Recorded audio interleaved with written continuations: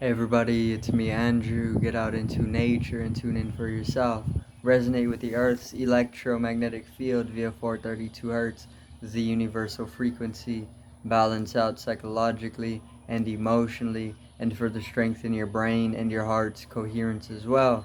Get a plant-based diet going for yourselves today and nurture yourself right back into life. We are literally herbivores in our nature.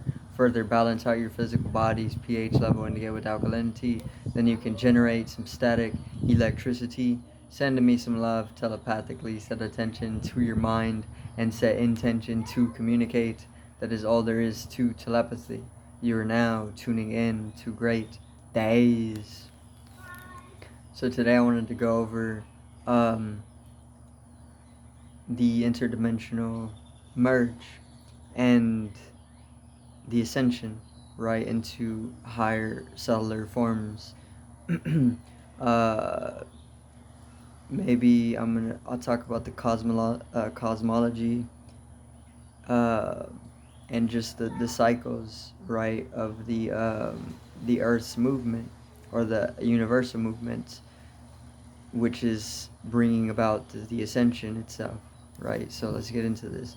Um, so there's an interdimensional merge. It's taking place.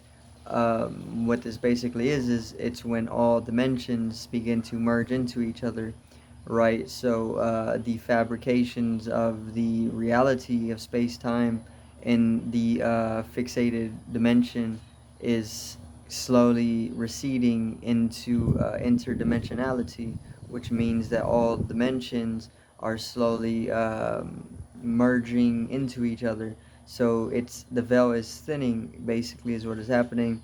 And since the veil is thinning, veil is for covering the eyes, or it's for covering your perception or the face. The veil is here to keep it's here to be put over your perception, so that you don't pierce into the higher dimensions, or into something unexperienced beyond the Maya, which the Maya is the illusory world. This is what is known in Hindu. Let me see. The Mayans, the civilization, or the ancient civilizations, saw this time as the end of the world, right? We see it as Revelations, the apocalypse. That is the end of the world. The end of the world is the ending of the illusory world, the end of the Maya. The Maya is the illusion. The illusion is the conceptualized fabrication of space and time. They don't exist. When you start to recede into deeper dimensions, you can easily begin to see that, and not only see, or you begin to experience that this isn't actually the real world. This is just a delusion. Very much like the Matrix. The Matrix whole script, or the Matrix whole coding is is literally that. It's the illusion, right? And also Maya, the illusory world, and the Matrix are one and the same. You can call it Maya, you can call it the Matrix. They're literally pretty much the same thing. They're the illusory world. This world doesn't exist. But a lot of people are still caught in it, right? Just like people are caught in the Matrix. So you need to have the experience. See, I can tell you that this world is an illusion. I can tell you that it's the Matrix, and that you can find your way, slip through it. Find various different cracks in the Matrix, and kind of pierce into a experience beyond the world. But it's not gonna help unless you have that experience for yourself. Because if I'm just telling you, then it remains belief, right? Because it's like hearing something from somebody, and then never having had the experience of whatever was told to you. So it can only remain a belief at that point, right? I believe that's the truth, but this person is just telling me this, right? I don't actually know if that's truth because I have not had the experience. So you need to have the experience of breaking into a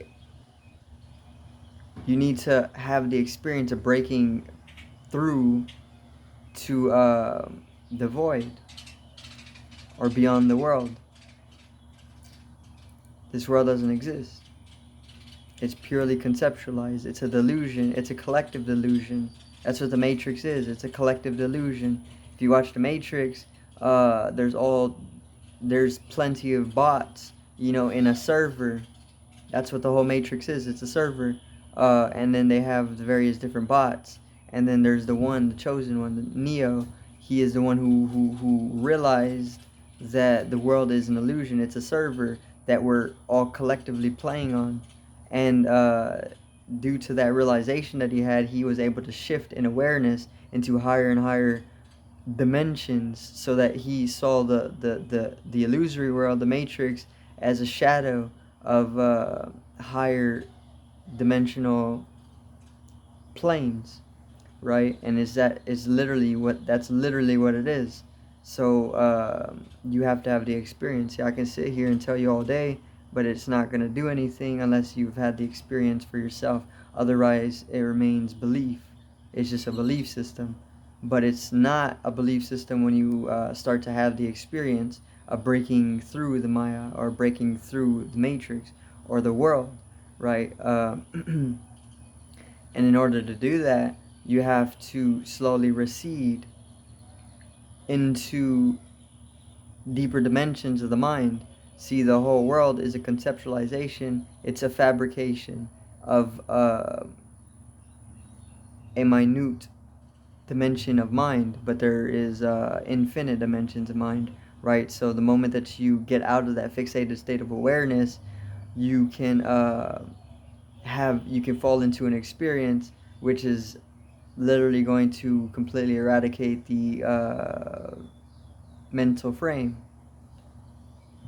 until the world doesn't exist. If you have ever taken a psychedelic, maybe you've been able to break through into where the world completely dissolves away, right? If you take DMT, then you easily have the experience where everything just becomes pure geometry, and the world ceases to exist, right? Mushroom, anything, LSD. If you take any of these in a dose amount that is enough to break you through, then the world becomes an illusion.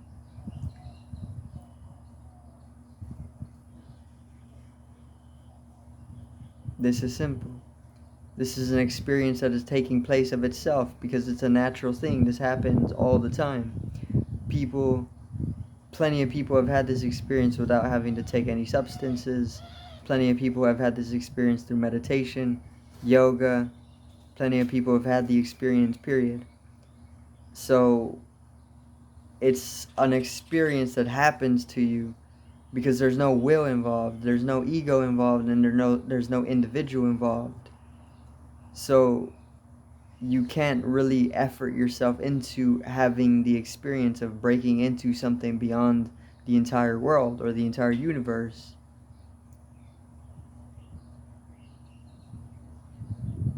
But it's kind of like a gift from God, you know, because it's something that just happens, right? You can't force anything because there's no forcing anything. You can't force anything about it. It's something that happens to you. It's an experience, a breakthrough, right? But we're in Revelations, right? So back to the end of the world, the whole collective server that we're currently playing in, or the Matrix, or the Maya, the illusory world, is coming to an end by itself. Naturally, it's coming to an end. That's what the whole cycle, the whole biblical cycles are. It's a cosmological cycle that we are in, as Ethereans or as beings. We go through this over and over within a span of like, I don't know, maybe like 30,000 years or something, right? That's the precession of the equinoxes. The precession of the equinoxes is a cycling of 30,000 years, which is it's pretty much acting off of the Earth's axial rotation, or something like this, right? I'm sure that's what it is.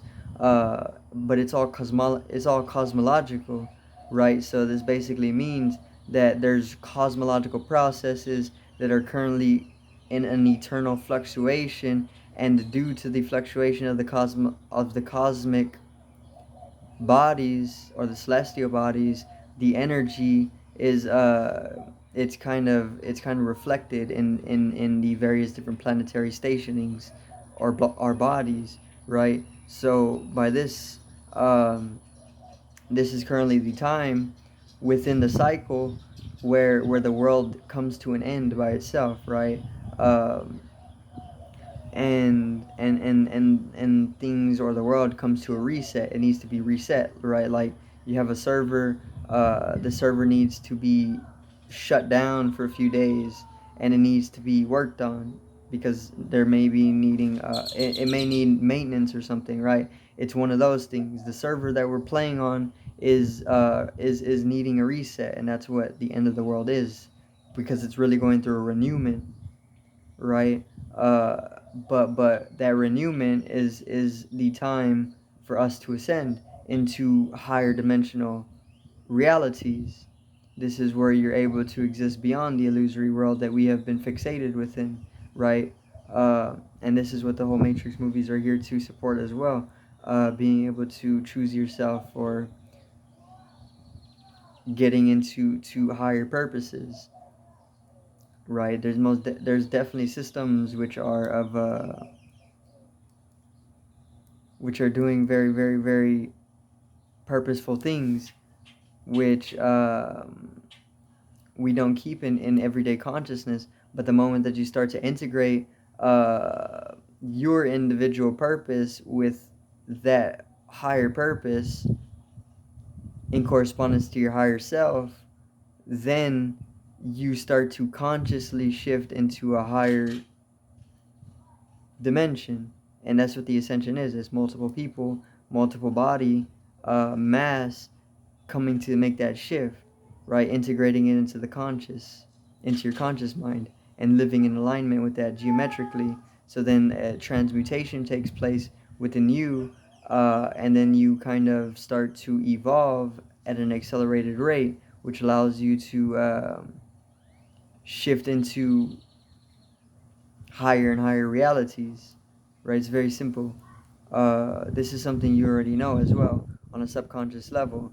See, it's subconscious. That's the whole reason that you think that you don't know it, but you do know it. It's there. If you dig deep enough, intuitively, it well springs, right?